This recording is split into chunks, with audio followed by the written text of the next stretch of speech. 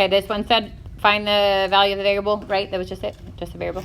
So in this case, this is that ice cream cone one, right? The ice cream cone, the two tangents, these would be congruent. So 9a squared minus 30 would equal 3a. So then there's only one a, there's not an a squared and an a, so I don't have to factor that way. But I want to get both a squared to one side. Wait, it's just regular 3a. 3a. Oh, there is. Sorry, I'm just kidding. There is an a and an a squared, which means you're going to factor this. So I'm going to get everything to one side. 9a squared minus 3a minus 30 equals 0. And then the first thing you want to look at when you're factoring is, can you take something out? So is there a number that all of those are divisible by? 3. Make your life a little bit easier, right? Then it's 3a squared minus a minus 10. So now when I factor this, these are the more difficult ones because there's a term on the front as other than 1, right? So the first thing would be factors of that first term. So factors of 3a squared would be 3a and a. And then factors of last term, one's got to be positive, one's got to be negative because that's positive. And I want the middle to add up to -1. So if I did 2 and 5, and again make one positive, one negative, and we'll do some trial and error here. This would be -15, this would be +2. That doesn't add up to 1. Try switching them. 5 and 2. Now the outer 2 is -6. And the inner 2 is +5. Add those together and I get the -1. So this is it factored.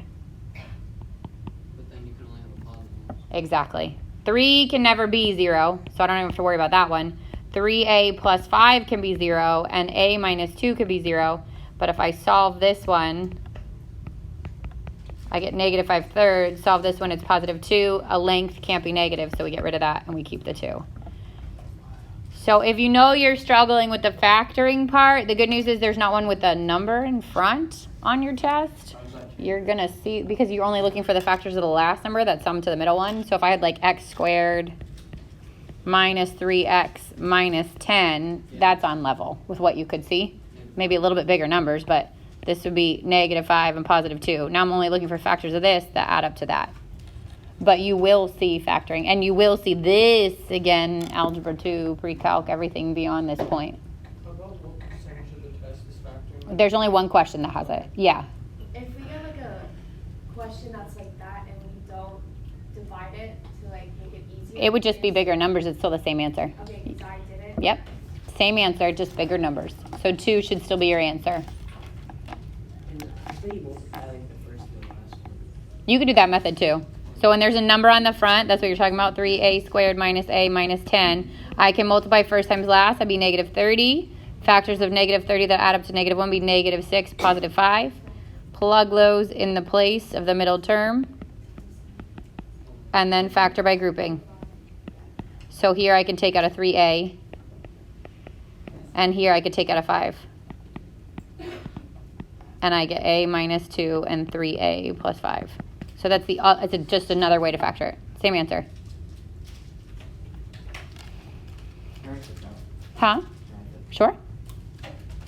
That's on the video there's a video on that, like on the module. I put a video and that's one of the methods on that video too. So keep that in mind. If you're struggling on the factoring, it's definitely something you want to review before algebra 2. How do you do the first one? You just find the factors of the first term and the factors of the last term, and then trial and error. So move them, like keep switching them out until you get the one that works. And then, which one do you like? How do you know it works? The outer and the inner. So we did like here. We tried 3a and a, and then we tried +5, -2. We multiply the outside and the inside, add them together, and see if it gives you the middle term. So -6a plus 5a is -a, which is the one that we wanted to get. We did 2 and 5 first. It didn't work. So you would just do trial. That's trial and error. So, I mean, there's not really a specific name, but that's trial and error. This one's first and last is what I call it. Yep. But again, no number in front of the x squareds on this test. So the factors should add up to the middle one? Factors of the last number are going to add up to the middle term. Yeah. So again, this is the ice cream cone one, right? These mean these are congruent. So 2c squared plus 9c plus 6 equals 9c plus 14. And again, as soon as you see that you've got a c squared and a c, we tend to get everything the same side.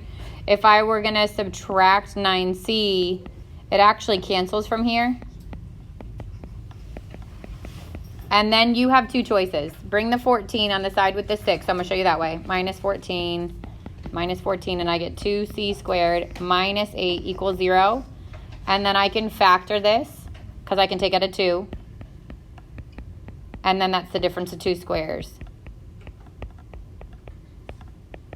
Set them each equal to 0. 2 can never be 0. This would give me a negative 2. This would give me a positive 2, and I can't use a negative. That's one way. The other way is once you get to here, well, really, here, and you see that you don't have a squared and a non-squared, you can solve it, but you have to use the even root property. So I would say 2c squared plus 6 equals 14. Subtract the 6.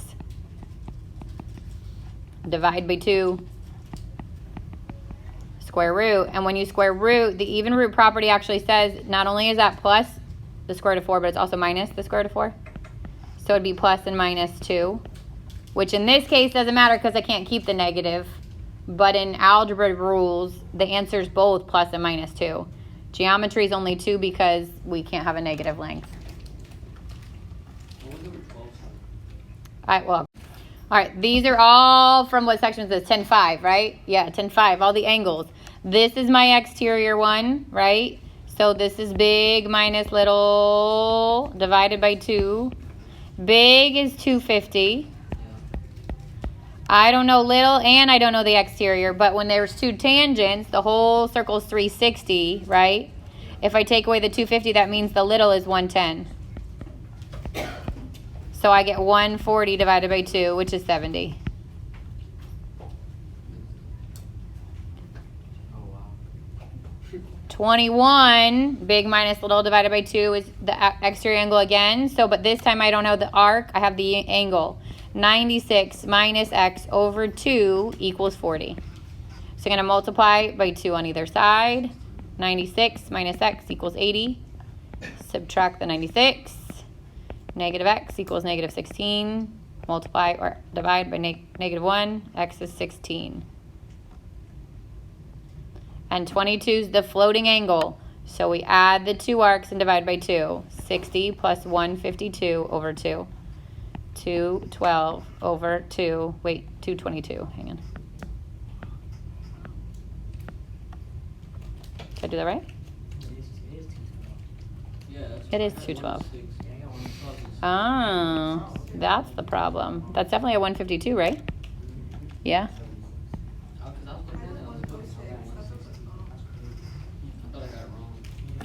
I need to make that note on the review.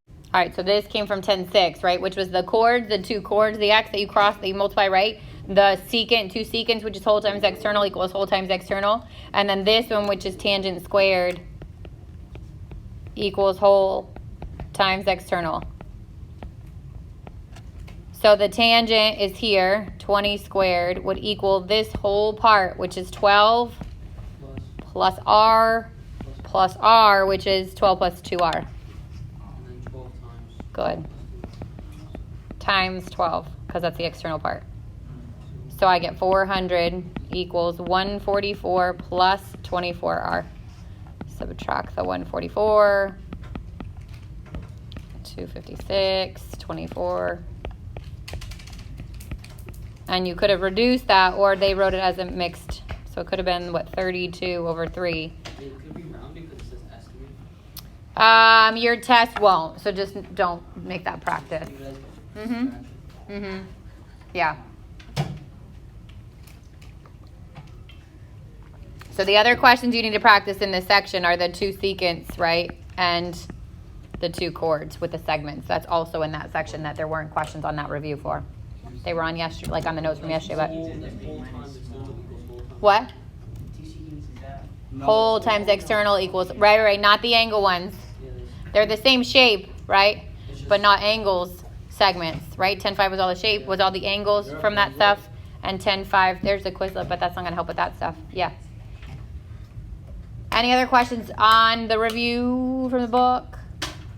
Okay, actually, let me